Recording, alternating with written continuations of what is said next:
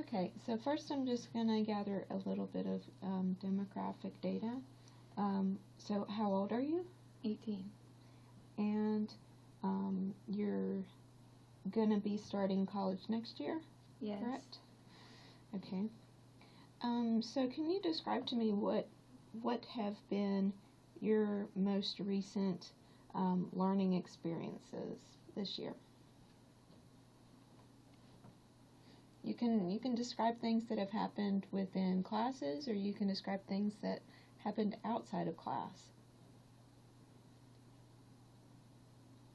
Well, the classes I'm taking this year are multivariable calculus, AP Econ, AP English Lit, AP Environmental Science, Honors Human Anatomy, and, well, yeah, that's all my academic classes. Okay. And what do you, your choice of classes, what was the motivation for those particular classes? I'm interested in science and math, so I took classes that were more science and math oriented. Mm-hmm. And so what do you hope to get out of those classes? Besides college credit, just learning more about science and more, I mean, the math I'm taking is just an extension of what I did last year, so further my math skills, I guess. Mm-hmm. Have you, in talking about your classes right now, what are the things that make you feel most successful, or like a class has really facilitated you learning? What are those factors? It used to be grades, but now I think being able to just not be stressed about it because I feel like I understand what's going on, that's helpful, so the grades don't matter as much, and they just kind of come along with understanding the information. Mm-hmm.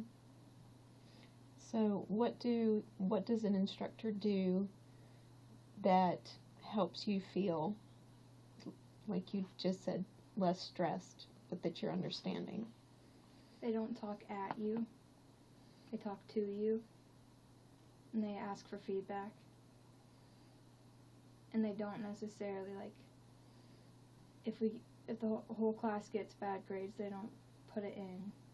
Like, they'll talk about what the issue was and then work on it, rather than just focusing on grades. Do you learn with people in terms of like study groups? Yes. Can you describe that? I mean, in APES, we work in groups a lot on, like, POGLES, which is, like, information, like, it's a packet that's based on the current information we're learning, and you work in groups on it, and then Miss Roberts walks around and helps us with it. And how is that different from working on your own? If you don't know something, someone else probably does, and they can help explain it to you, and that helps a lot.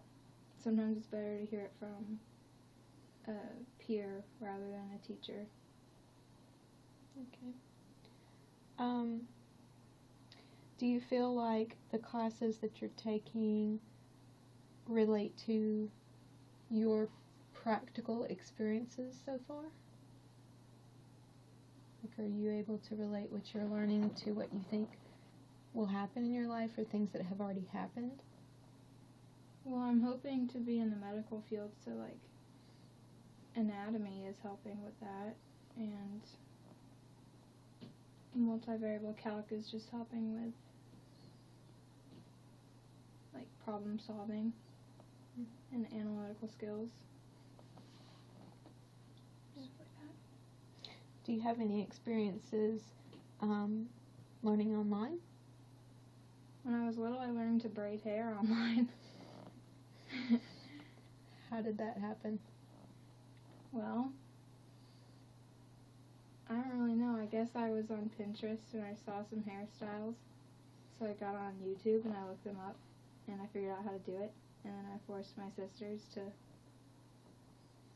participate and did their hair.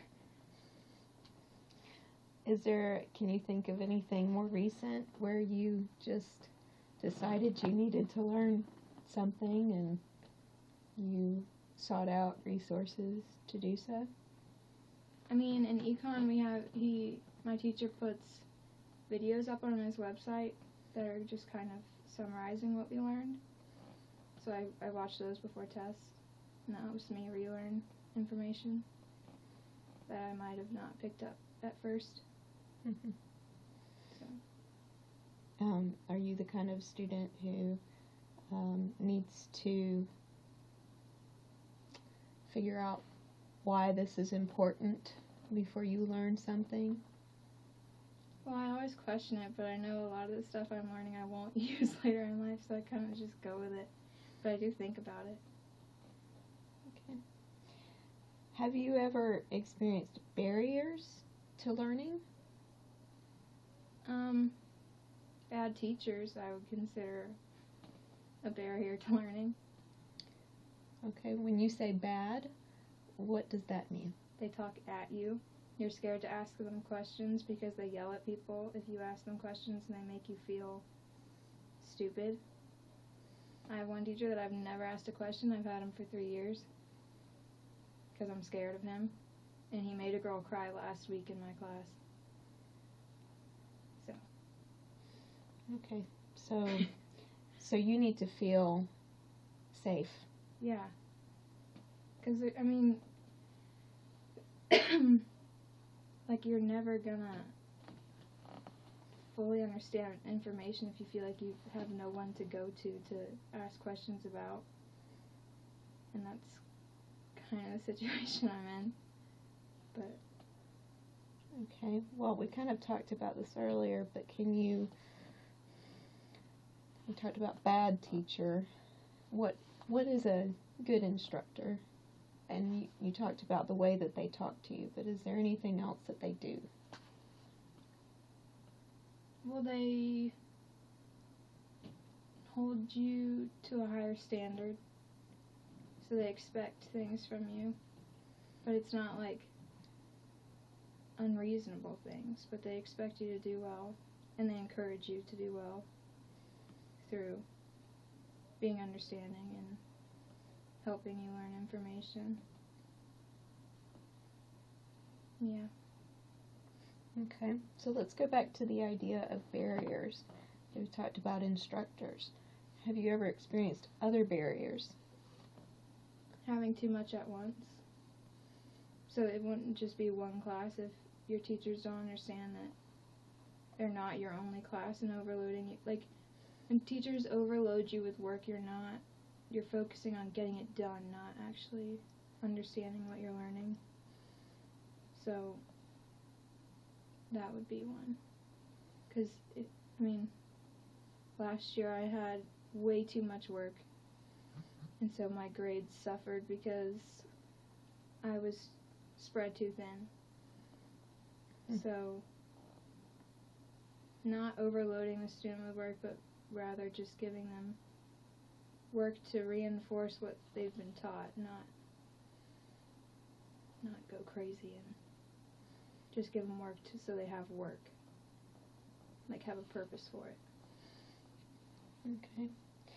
So you just said that you do things, or when you've been in that situation, that you do things to get the work done. So what is normally your approach to doing work? Well, now I just try and get what I can. I try and get things done sooner rather than later, so I don't have to worry about it, and then when other work comes, I have time to do it. Mm-hmm.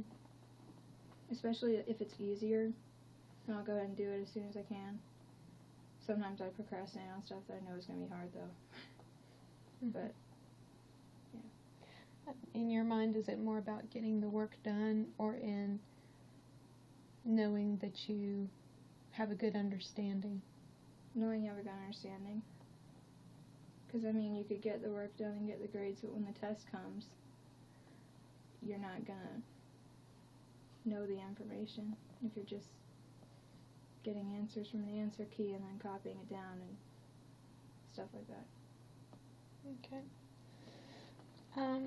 What do you think are the most important factors, or what will be the most important factors for you being successful as a learner, as an adult, now that you'll be starting college?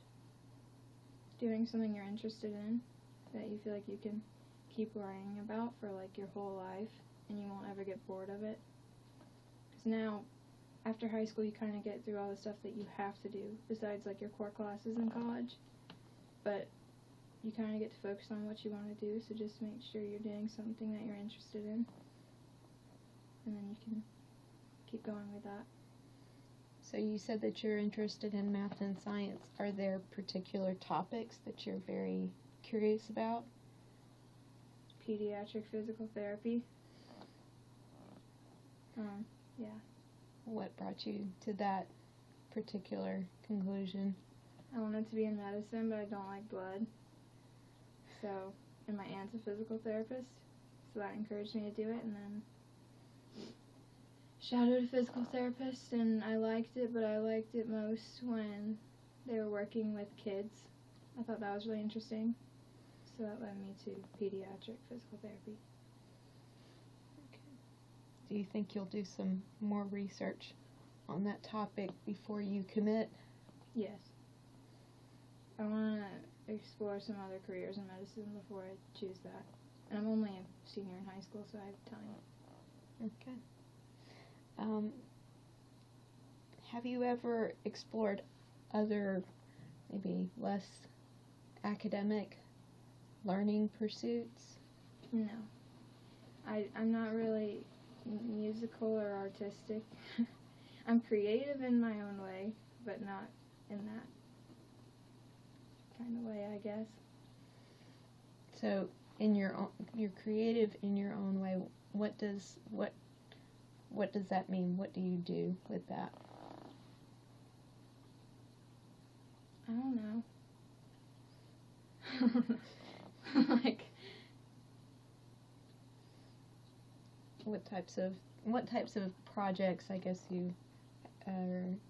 things do you do to express that creativity?